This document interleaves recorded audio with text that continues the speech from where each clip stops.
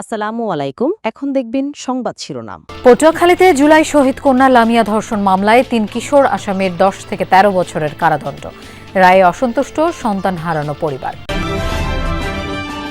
Sirajganj general হাসপাতালে টাকা দিলেই মেলে গুরুতর জখমের ডাক্তারি সনদ। ব্যবহার হচ্ছে মিথ্যা মামলায়, হয়রানির শিকার নিরীহ মানুষ।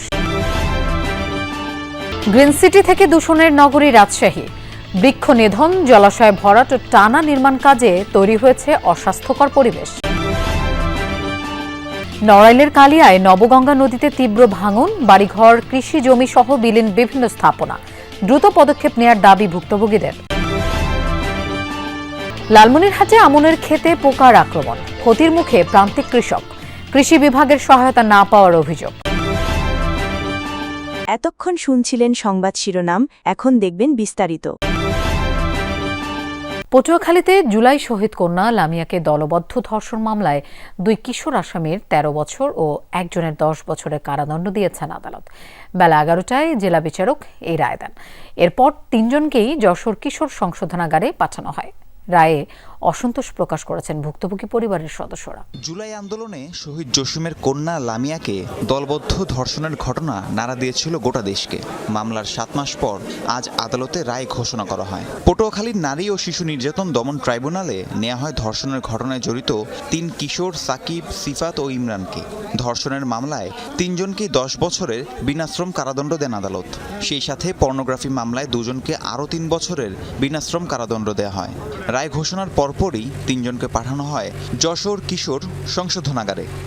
৩ জনের বিরুদ্ধে ৯-৩ ধারা এবং সাকিব আল হাসান মুন্সি এবং সিফাত মুন্সি তাদের বিরুদ্ধে পর্নোগ্রাফি আইনের ধারায় ৮-১ এবং ৮-৭ ধারায় বিজ্ঞ ট্রাইব্যুনাল ৩ জনকে ১০ বছর এবং সিফাত এবং সাকিবকে পর্নোগ্রাফি আইনে আরও ৩ বছর, উভয় সাজায় বিনাশ্রম কারাদণ্ড এবং উভয় সাজায় একটার পর একটা চলবে। কুমিল্লায় অবৈধ সম্পর্কের অভিযোগে প্রবাসীর স্ত্রীকে মারধরের ভিডিও ছড়িয়ে পড়েছে সামাজিক মাধ্যমে।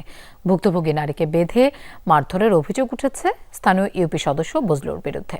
১৪গ্রাম উপজেলার গোপালনগর গ্রামে এই ঘটনা ঘটে। মঙ্গলবার রাতে ভিডিওটি সামাজিক মাধ্যমে ভাইরাল হয়।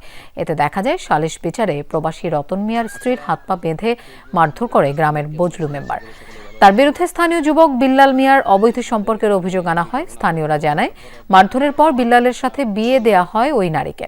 বিল্লালের প্রথম স্ত্রীর সংসারে ৪ মেয়ে রয়েছে। এছাড়া নির্যাতনের শিকার নারী ও ২ সন্তানের মা। পুলিশ জানায়, এ বিষয়ে এখনো কোনো অভিযোগ দায়ের হয়নি, তবে অভিযুক্ত ইউপি সদস্যকে আটকের চেষ্টা চলছে। বিএনপি পালিয়ে যাওয়ার দল নয়, জনগণের পাশে থাকার দল। দেশের জনগণকে ছেড়ে আগেও পালিয়ে যায়নি, ভবিষ্যতেও যাবে না, এমনটাই বলেছেন দলটির স্থায়ী কমিটির সদস্য ডাক্তার এজেডএম জাহিদ হোসেন।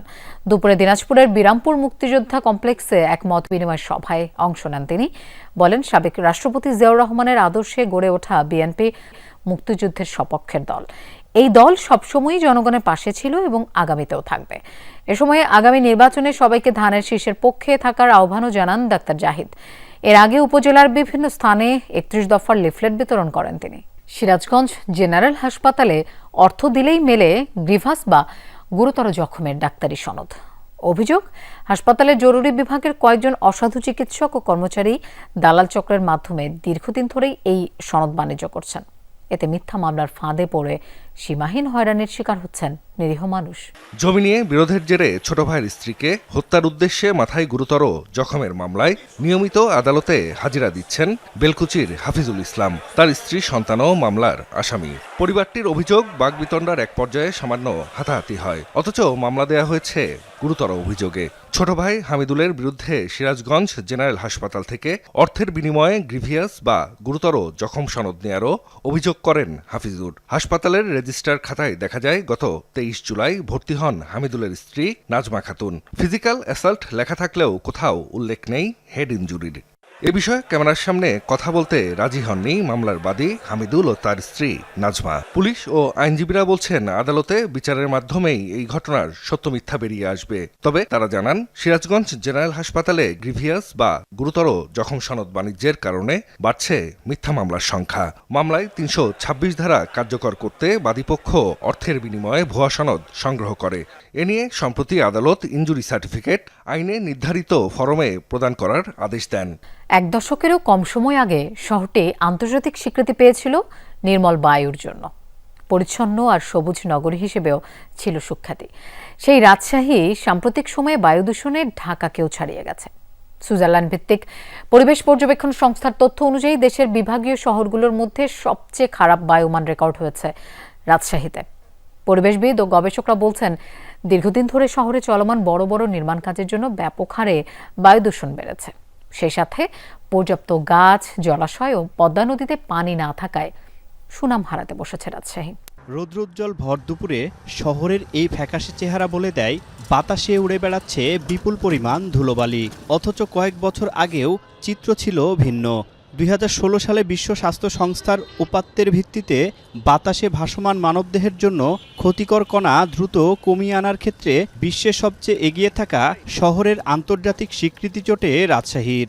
এর সঙ্গে নগরীর সড়কে সড়কে বাহারি ফুল, নানা প্রজাতির গাছ আর উন্নত পরিচ্ছন্নতা ব্যবস্থাপনা রাজশাহীকে দেশের অন্যতম সুন্দর শহর হিসেবে পরিচিত করে তোলে।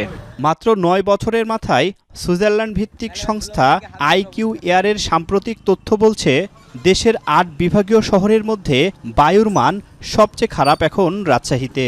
শুধু বায়ুর মানই কমেনি, আগের সেই পরিচ্ছন্ন চেহারাটাও যেন হারাতে বসেছে। নগর জুড়ে দীর্ঘ সময় ধরে টানা নির্মাণ কাজ বায়ু ও শব্দ দূষণের কারণ হয়ে উঠেছে। নড়াইলের নবগঙ্গা নদীতে হঠাৎ তীব্র ভাঙন শুরু হয়েছে। এতে বিলীন হচ্ছে কালিয়া উপজেলার একের পর এক গ্রাম। ঝুঁকিতে রয়েছে মসজিদ, কৃষি জমি ও গ্রামীণ সড়ক। ভাঙন ঠেকাতে দ্রুত ব্যবস্থা গ্রহণের দাবি জানিয়েছে ভুক্তভোগীরা। এদিকে ঊর্ধ্বতন কর্তৃপক্ষের সাথে আলোচনার মাধ্যমে পদক্ষেপ নেওয়ার আশ্বাস দিয়েছেন পানি উন্নয়ন বোর্ডের কর্মকর্তা। নড়াইলের নদী তীরের এলাকা কালিয়া উপজেলা। তীব্র ভাঙনে নবগঙ্গায় বিলীন হচ্ছে কৃষি জমি, বসতভিটা সহ বিভিন্ন স্থাপনা। নিঃস্ব পার বিষ্ণুপুর, গাজীরহাট ও সুপ্তগ্রাম সহ কয়েকটি স্থানের বাসিন্দারা। ভাঙনের কবল থেকে বাঁচতে ঘরের টিন, আসবাবপত্র সহ প্রয়োজনীয় সামগ্রী সরিয়ে নিচ্ছেন অনেকে। ঝুঁকিতে নদী তীরের মসজিদ, সড়ক সহ শতাধিক পরিবার। দ্রুত ব্যবস্থা গ্রহণের দাবি ভুক্তভোগীদের। লালমনিরহাটে পোকার আক্রমণে নষ্ট হচ্ছে বিঘার পর বিঘা জমির ধান। কোন রোগের জন্য কোন কীটনাশক ব্যবহার করতে হবে তাও জানেন না অনেক কৃষক। ফলে ভুল কীটনাশকের প্রয়োগে কমছে না পোকা। কৃষি বিভাগ থেকে এই বিষয়ে পরামর্শ মিলছে না বলে দাবি কৃষকদের। আর কৃষি কর্মকর্তা বলছেন, ফসলে পোকার আক্রমণ নেই। দিগন্ত বিস্তৃত, চোখ জুড়ানো সবুজ আমনের ক্ষেত, তবে এর একটি বড় অংশেই পোকার আক্রমণ। চলতি মৌসুমে যেখানে ফসল ঘরে তুলে লাভের আশা, সেখানে ধানের এমন করুণ দশায় বিপাকে কৃষক। লালমনিরহাট সদরের হারাটি, গোকুন্ডা, আদিতমারির সারপুকুর, সাপটিবাড়ি, ভেলাবাড়ি ইউনিয়ন ছাড়াও অন্য উপজেলাতে বেড়েছে পোকার উপদ্রব। কীটনাশক ও যথাযথ যত্নেও দমানো যাচ্ছে না পাতা মোড়ানো, কারেন্ট পোকা ও মাজরা পোকার আক্রমণ। এভাবে ফসলের বাড়তি পরিচর্যায় গুনতে হচ্ছে অতিরিক্ত টাকা, তার উপর বীজ, সারের আর শ্রমিকের খরচ তো রয়েছেই। পোকামাকড় দমনে সংশ্লিষ্টদের পরামর্শ না পাওয়ার অভিযোগ করেন কৃষকরা।